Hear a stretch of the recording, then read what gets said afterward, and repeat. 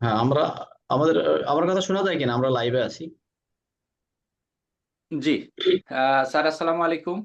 ওয়ালাইকুম আবার আসসালাম। আপনাকে আমরা পেয়েছি, এজন্য আসলে আনন্দিত, এবং সেই সাথে আপনাকে শুভেচ্ছা এবং কৃতজ্ঞতা প্রকাশ করছি যে আপনার ব্যস্ত সময়ের মধ্যেও আপনি আমাদের মাঝে উপস্থিত হয়েছেন। স্যার, আসলে আমরা আজকে কয়েক দুটো বিষয়ে আমরা একটু আলাপ করতে চাই, সেই সাথে আপনার মতামতও আমরা জানতে চাই। সেটি হলো যে আমাদের দেশে যে প্রফেশনাল যারা অ্যাকাউন্টেন্ট বা আহ, হিসাববিদ যারা তৈরি হচ্ছে, হিসাববিদরা বাংলাদেশ বা দেশের একটা চালিকা শক্তি, বা অর্থনীতিতে, ব্যবসায়, পরিকল্পনায় তারা চালিকা শক্তি।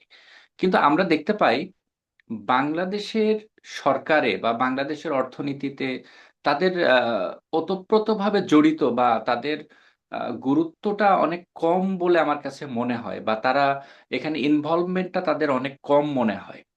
তো এই ক্ষেত্রে আপনার কি মনে হয় যে আসলে কেন কম?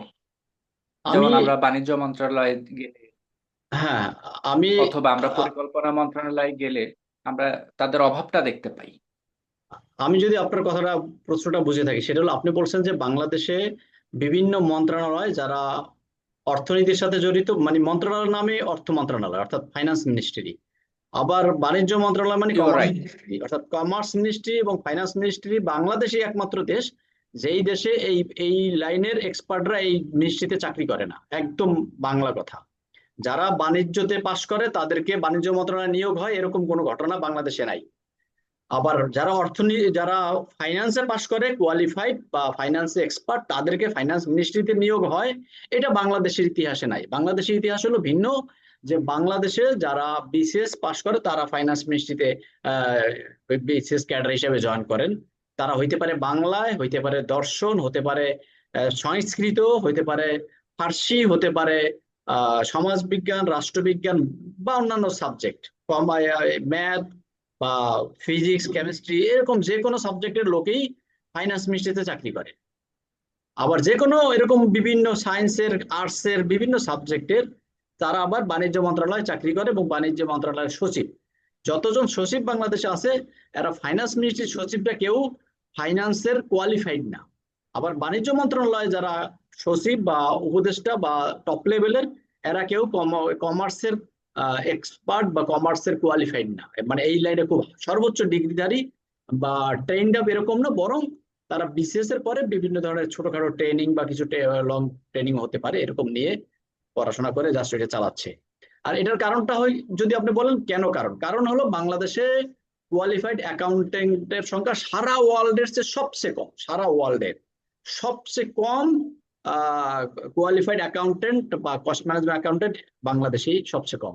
কারণটা হলো বাংলাদেশের বাইরে সমস্ত দেশেই পাশের হার সবচেয়ে বেশি, অর্থাৎ কোথাও আছে 50, কোথাও 60, কোথাও 80, কোথাও 90, আবার কোন দেশে হয়তো 90-এর বেশি পার্সেন্ট।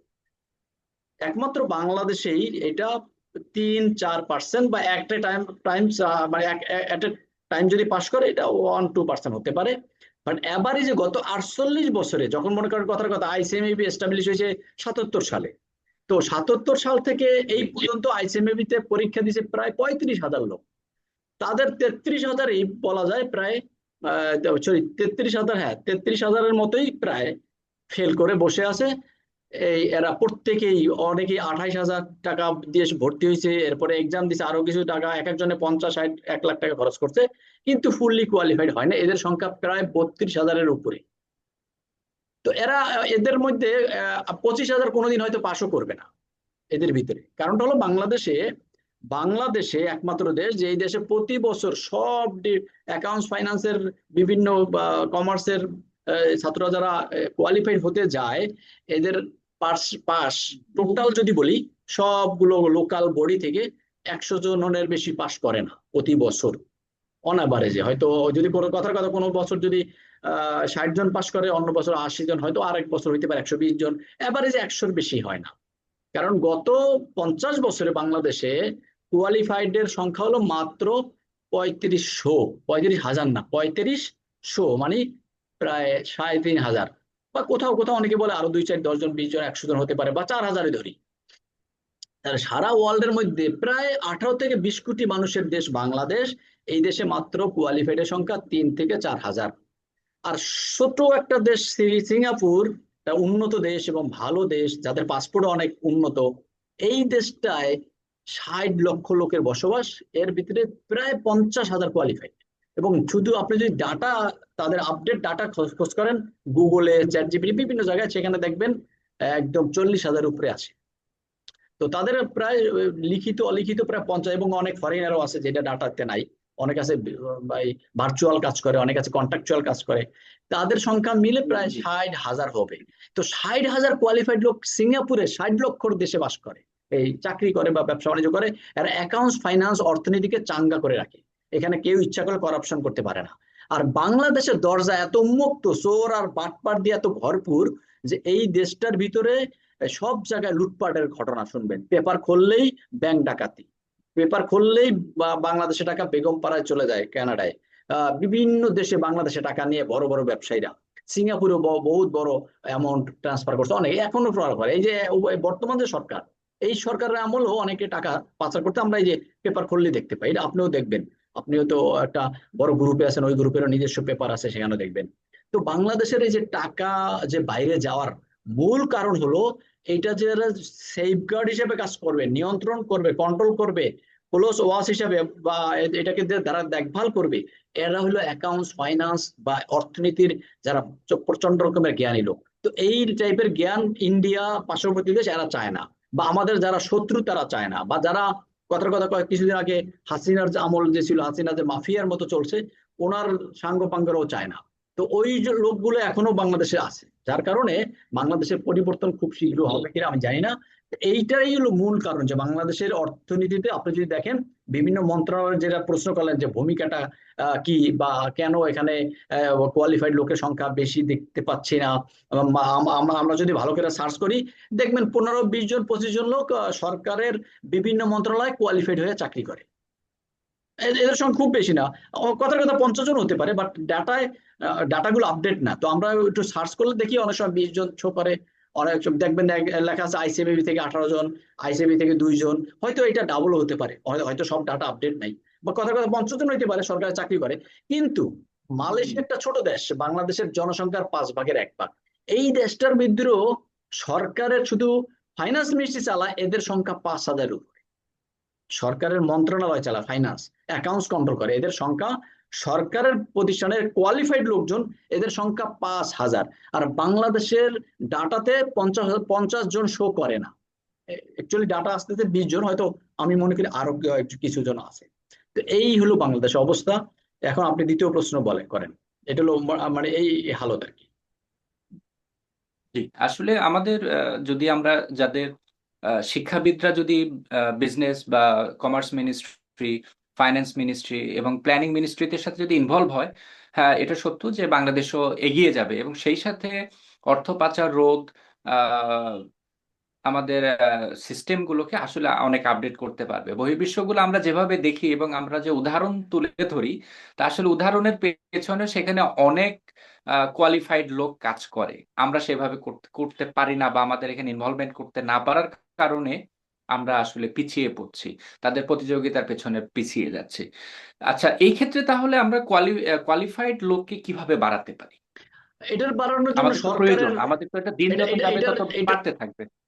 এটার জন্য ধর আমি একটা একদম বাংলা কথা বলি, এটা আপনার সদিচ্ছা দরকার, আপনার এক হলো আপনার জ্ঞান দরকার, আপনি জানেন কিনা যে এটা দরকার।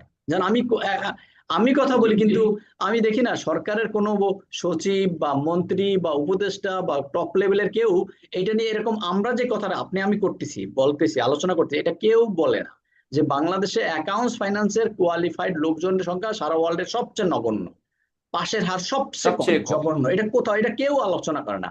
যার কারণে এটা এই সরকারের টপ লেভেল পর্যন্ত যাচ্ছে না, কানে পৌঁছাইতেছে না যেটা দরকার।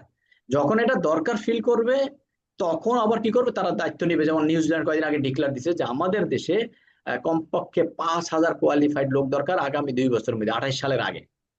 এটা আমি নিজে পড়ছি পেপারে, যে নিউজিল্যান্ড তাদের এটা ফিল করছে যে তারা ছোট একটা দেশ, অল্প জনসংখ্যা, খুবই ছোট, এবং অল্প জনসংখ্যা, বাংলাদেশের কত ভাগের কম, মানে কি বলবো আর মানে 1 কোটিও আছে কিনা আপনি দেখবেন, ডাটায় দেখবেন যে টোটাল অ্যাকচুয়ালি ইয়াটা কি। তো তারা ফিল করছে 5,000 দরকার, তো 5,000 2 বছর মধ্যে তারা ম্যানেজ করবে, হয় বাইরে থেকে হায়ার করবে, না হয় তারা এডুকেটেড করবে না। এখন বাংলাদেশ সরকারের উচিত যে বাংলাদেশের যেহেতু প্রায় মিনিমাম 2 লক্ষ লোক কোয়ালিফাইড দরকার, যেখানে মাত্র 3,500 আছে, এই 2 লক্ষ বাড়াইতে যদি এমন হয় যে আগামী 5 বছর করবে, তাহলে বছরে কতজন বাড়াইতে হবে? নর্মাল হিসাব, যদি আপনি বছরে টার্গেট করেন যে আমি প্রতি বছর 10,000 লোককে কোয়ালিফাইড করব, তাহলে বাংলাদেশে 8 থেকে প্রায়, 10 হাজার প্রয়োজন পড়বে। আপনি চিন্তা করতেন বাংলাদেশে প্রতি বছর যে গ্রাজুয়েট হয়, এটা সংখ্যাটা আপনি জানেন কিনা আমি জানি না, প্রতি বছর যতজন গ্রাজুয়েট হয় এর প্রায় 20%ই কমার্সের, এর ডাটা। এই যে আচ্ছা, এখন কথা জি। হলো প্রতি বছর যদি এমন হয়, প্রতি বছর গ্রাজুয়েট হয় ধরেন 2 থেকে 9 লক্ষ, বা 4-5 থেকে 9 লক্ষ, এরকম একটা যদি হয়, তা এদের প্রায় 20%, তার মানে হলো প্রায় 1,44,000 বা 1.5 লক্ষ বা 2 লক্ষ লোক মতো মানে গ্রাজুয়েট হয়, গ্রাজুয়েট কোয়ালিফাইড না। এই যে গ্রাজুয়েট যারা বিজনেস গ্রাজুয়েট, অ্যাকাউন্টস ফাইন্যান্সের নলেজেবল, এদের মধ্যে থেকে কি বাছাই করে আমরা 10 জনকে, এই 10,000কে কোয়ালিফাই করতে পারি না? এদেরকে ভালো করে ট্রেন্ড আপ হ্যাঁ, করি, পসিবল। শিক্ষিত করি। ইম্পসিবল তো কিছু না, বাংলাদেশিরা তো আর এত বোকাশোকা না। তার মানে আমরা বাংলাদেশে 100 জনকে প্রতি বছর পাশ করাই বা 80 জনকে করাই, তার আর বাকিটা কি খারাপ? এই যে যেমন আপনার এই যে সিএ বা সিএমএ পরীক্ষা দেয়, প্রতি বছর কমপক্ষে 10,000 লোকের সিটিং পরীক্ষায় বসে, এই 10,000-এর জি। মধ্যে 100 জন পাশ করে, তাহলে 9,900 জনই ফেল, অথচ এরা এগো টাকাটা নিচ্ছে। কিন্তু এটা না করে যদি এই 100 জনকেই বাছাই করে ভর্তি নিত, তাহলে টাকাগুলো সেভ হইতো, মানুষ আজকে খুব বিপদে অবশ্যই। পড়তো না। ধরেন আপনাকে পাশ করাবে না, তাহলে আপনার টাকাটা নিচ্ছে কেন বলেন আপনি? আপনাকে যদি মনেই করে যে আপনি you are not eligible, so why they are just allowing us, তাদের তো আপনাকে তো অ্যালাউ করা উচিত না। তো এই জন্য উচিত হয়নি। এটা একটা ভয়ঙ্কর একটা চিটিং। বাংলাদেশে ঢাকা ইউনিভার্সিটি যদি মনে করে যে 10,000 ক্যাপাসিটি নাই, তাহলে 10,000 নিবে না। ঢাকা ইউনিভার্সিটি 4,000 লোককে তারা ইয়া করে, অ্যাডমিশন টেস্টে অ্যালাউ করে। তো ওরকমই বাংলাদেশে যারা লোকাল বডি অ্যাকাউন্টস ফাইন্যান্সের কোয়ালিফিকেশন দেওয়ার জন্য, তাদের উচিত যে এই কয়টা সিট ওই কয়জন কি নেওয়া, বাকিদের সাথে প্রতারণা করবে কেন? এটা ভয়ঙ্কর চিটিং। এবং এই চিটিংটা বন্ধ না করলে এরা যে রুই কাতলা হইতেছে, এদের টাকা বিদেশে পাচার হচ্ছে। আপনি ভালো করে দেখেন, অনেক বাংলাদেশের লোকাল বডি যে সরকারের নাম ব্যবহার করে এই যে আপনার সিএ সিএম এর পরীক্ষায় কাজ করতেছেন যারা, এদের অনেকের বিদেশেও বাড়ি আছে, অনেকের অনেকের বড় বড় ফান্ড আছে, অনেকের বড় বড় বিভিন্ন ধরনের সোর্স আছে। এবং এদের যদি এরা এরা ঠিক মতো ট্যাক্সও দেয় না, এরা যদি এদের ফাইলগুলো যদি আমরা ভালোভাবে, আমার কাছে অনেক ডকুমেন্ট আছে, এগুলো আমি আসলে প্রকাশ করতে চাচ্ছি না। তো আমি এটুকু বলবো যে এদের ব্যক্তিগত জিনিসগুলো নিয়ে আমরা লড়াচড়া করতে চাই না, বাট এখানে কিছু বোকাশোকা লোক আছে, কিছু চালাক আছে, কিছু ইন্ডিয়ান এজেন্ট আছে, কিছু রয়ের দালাল আছে।